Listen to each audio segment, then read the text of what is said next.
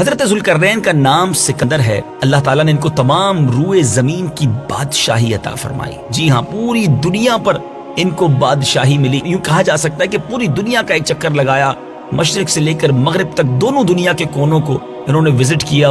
حضرت ذوالقرنین نے 3 سفر کیے اور ان 3 سفروں کا حال قرآن میں بیان ہوا ہے. جی ہاں، کیسی عظیم شخصیت ہیں کہ جن کے سفروں کے احوال قرآن میں بیان ہوئے. آئیے قرآن مجید سے ان تینوں اسفار کے، ان تینوں سفروں کے احوال سنتے ہیں. پہلا سفر، حضرت ذوالقرنین رضی اللہ تعالیٰ عنہ نے پرانی کتابوں میں پڑھا تھا کہ سام بن نوح علیہ السلام کے دور میں ایک شخص آب حیات کے چشمے سے پانی پی لے گا تو اس کو موت نہ آئے گی.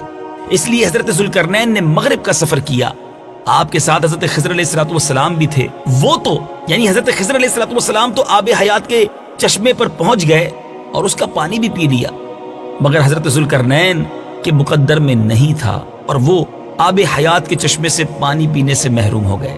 اس سفر میں آپ جانب مغرب روانہ ہوئے تو جہاں تک آبادی کا نام و نشان ہے وہ ساری منزلیں طے کر کے آپ ایک ایسے مقام پر پہنچے کہ انہیں سورج غروب کے وقت ایسا نظر آیا کہ ایک سیاہ چشمے میں ڈوب رہا ہے. جیسا کہ سمندری سفر کرنے والوں کو آفتاب سمندر کے پانی میں ڈوبتا ہوا نظر آتا ہے، وہاں ان کو ایک ایسی قوم ملی جو جانوروں کی کھال پہنے ہوئے تھی. اس کے سوا کوئی دوسرا لباس ان کے بدن پر نہیں تھا اور دریائی مردہ جانوروں کے سوا ان کی غذا کا کوئی دوسرا سامان نہ تھا. یہ قوم ناسک کہلاتی تھی. حضرت ذوالقرنین نے دیکھا کہ ان کے لشکر بے شمار ہیں اور یہ لوگ بہت ہی طاقتور اور جنگجو ہیں. تو حضرت ذوالقرنین نے ان لوگوں کے گرد اپنی فوجوں کا گھیرا ڈال کر ان لوگوں کو بے بس کر دیا. چنانچہ کچھ تو مشرف با ایمان ہو گئے اور کچھ آپ کی فوجوں کے ہاتھوں مقتول ہو گئے. دوسرا سفر، پھر آپ نے مشرق کا سفر اختیار کیا. ویسٹ کے بعد آپ نے ایسٹ کا، مغرب کے بعد آپ نے مشرق کا رخ اختیار کیا، یہاں تک کہ جب سورج طلوع ہونے کی جگہ پہنچے تو یہ دیکھا کہ وہاں ایک ایسی قوم ہے جن کے پاس کوئی عمارت اور مکانات نہیں ہے.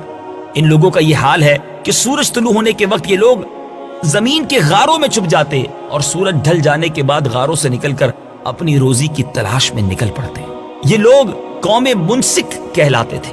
حضرت ذوالقرنین نے ان لوگوں کے مقابلے میں بھی لشکر آرائی کی اور جو لوگ ایمان لائے ان کے ساتھ بہترین سلوک کیا اور جو اپنے کفر پر اڑے رہے انہیں تباہ و برباد کر دیا. اب باری ہے تیسرے سفر کی. پھر آپ نے شمال کی طرف سفر کیا، یہاں تک کہ 2 پہاڑوں کے درمیان میں پہنچے تو وہاں کی آبادی کی عجیب و غریب زبان تھی. جن لوگوں کے ساتھ اشاروں سے بمشکل بات کی جا سکتی تھی ان لوگوں نے حضرت ذوالقرنین سے یاجوج ماجوج کے مظالم کی شکایت کی اور آپ کی مدد کے طالب ہوئے.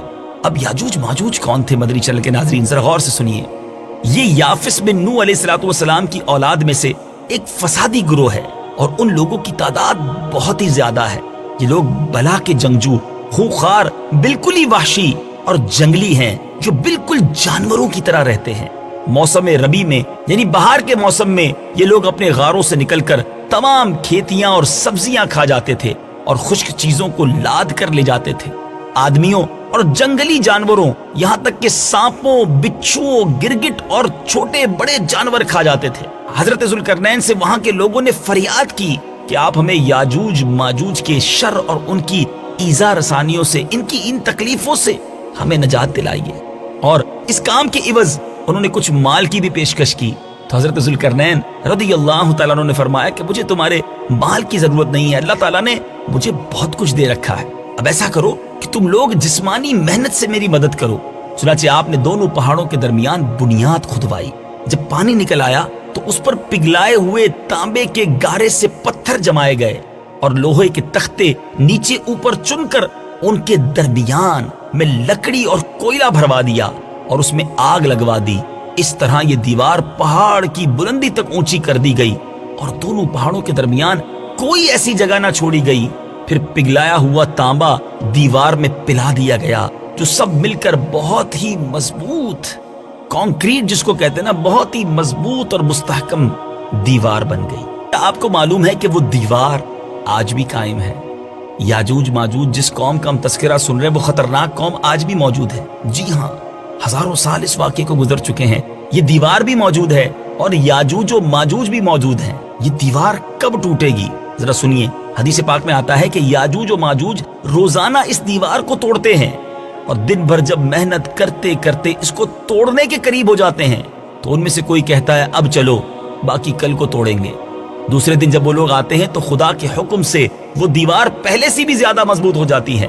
اب اس دیوار کے ٹوٹنے کا جب وقت آئے گا، قیامت سے پہلے جب وہ وقت آئے گا، تو ان میں سے کوئی کہے گا اب چلو انشاءاللہ کل اس دیوار کو توڑ ڈالیں گے۔ ان لوگوں کے انشاءاللہ کہنے کی برکت سے اور اس کلمے کا یہ ثمرہ ہوگا کہ دوسرے دن دیوار ٹوٹ جائے گی۔ قیامت قریب ہونے کا یہ وقت ہوگا، دیوار ٹوٹنے کے بعد یاجوج ماجوج باہر نکل پڑیں گے اور زمین میں ہر طرف فتنہ و فساد اور قتل و غارت گری کریں گے، چشموں اور تالابوں کا پانی پی ڈالیں گے اور جانوروں اور درختوں کو کھا ڈالیں گے۔ زمین پر ہر جگہ وہ پھیل جائیں گے، مگر مکہ مکرمہ، مدینہ طیبہ اور بیت المقدس، ان تینوں شہروں میں یہ داخل نہ ہو سکیں گے۔ پھر حضرت عیسیٰ علیہ السلام کی دعا سے ان لوگوں کی گردنوں میں کیڑے پیدا ہو جائیں گے اور یہ سب کے سب ہلاک ہو جائیں گے۔ اللہ تعالی ہم سب کو یاجوج و ماجوج کی فتنوں سے محفوظ فرمائے، ہم سب کے ایمانوں کی حفاظت فرمائے کہ قرآن مجید میں کیسی کیسی تاریخی باتیں ہیں۔ ہمیں قرآن کے واقعات پڑھنے کا وقت نہیں ہے۔ اگر قرآن پڑھیں، اس کی تفسیر پڑھیں تو نہ جانے کتنا سارا علم ہم حاصل کر سکتے ہیں۔ دنیا کی بہت ساری باتیں ہمیں معلوم ہیں، مگر اسلامک ہسٹری اور اسلامی واقعات ہمیں نہیں معلوم۔ آئیے نیت کرتے ہیں، قرآن پڑھیں گے بھی اور اس کو سمجھنے کی بھی کوشش کریں گے۔ الحمدللہ مکتبۃ المدینہ نے ہمارے لیے ایک بہت خوبصورت تحفہ صراط الجنان تفسیر قرآن کا عطا کیا ہے۔ آپ اسکرین پر بھی صراط الجنان کا ٹائٹل دیکھ رہے ہوں گے۔ یہ بہت شاندار تفسیر قرآن ہے اور بڑے آسان الفاظ میں موجود ہے۔ مکتبۃ المدینہ سے اسے حاصل کیجئے۔ آپ چاہیں تو اسے dawat-islami.net سے ڈاؤن لوڈ بھی کر سکتے ہیں۔ یاجوج و ماجوج کا یہ کہنا کہ انشاءاللہ کل آ کر دیوار توڑیں گے، تو انشاءاللہ کی برکت سے وہ دیوار بھی ٹوٹ جائے گی۔ اے میرے میٹھے اسلامی بھائیوں، ذرا غور کیجئے، انشاءاللہ جو ہے وہ کاموں کو پورا کروا دیتا ہے۔ بعض اوقات ہم کہتے ہیں میں کل آ جاؤں گا، میں شام 5 بجے پہنچ جاؤں گا، میں پرسوں یہ کام ضرور کر دوں گا۔ اگر اس کے ساتھ انشاءاللہ بھی شامل کر لیں تو انشاءاللہ خیریت سے پہنچ جائیں گے، خیریت سے کام پورا ہو جائے گا۔ اللہ کے نام کی برکت سے ہمارے کام میں آنے والی رکاوٹ جو ہے وہ دور ہو جائے گی۔ اللہ کرے دل میں اتر جائے میری بات۔ قرآن پاک کے ان قصوں کو نہ صرف خود سنیے بلکہ اس کی ویڈیو آڈیو کلپ حاصل کر کے اپنے دوست احباب کو، اپنے رشتہ داروں کو، دیگر اسلامی بھائیوں کو بھی فارورڈ کیجئے اور اس کی نیکیاں کمائیے۔ اللہ تعالیٰ مجھے بھی اور آپ کو بھی قرآن پاک سے سچی محبت عطا فرمائے اور قرآن پاک کے نور سے ہم سب کے دلوں کو منور فرمائے۔ صلو علی الحبیب صلی اللہ تعالی علی محمد صلی اللہ علیہ وسلم۔